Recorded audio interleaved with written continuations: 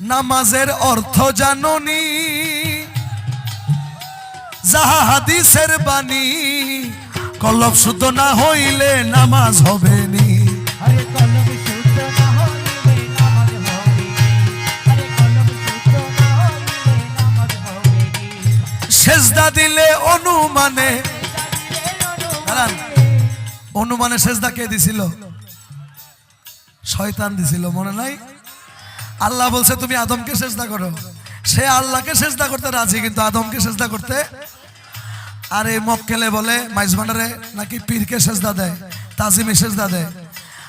আরে আদমকে যে সেজদা দেয়, আদমকে যে সেজদা দেয় তাহলে সে আল্লাহর হুকুম মানে, আর যে আদমকে সেজদা দেয় না সে তো শয়তানের অনুসারী।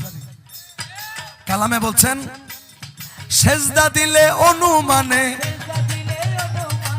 সেজদা দিলে অনুমানে শয়তানি হয় বরাবর। মাইজভান্ডারি নুরি চরণ তোরা দেখবি যদি খোদার ঘর, দেখবি যদি খোদার ঘর, ভান্ডারি নুরি চরণ ধর। আরে ওই চরণে ভক্তি দিলে, ওই চরণে ভক্তি দিলে, ভান্ডারি নুরি চরণ ধর। তোরা দেখবি যদি খোদার ঘর, দেখবি যদি খোদার ঘর, ভান্ডারি নুরি চরণ ধর।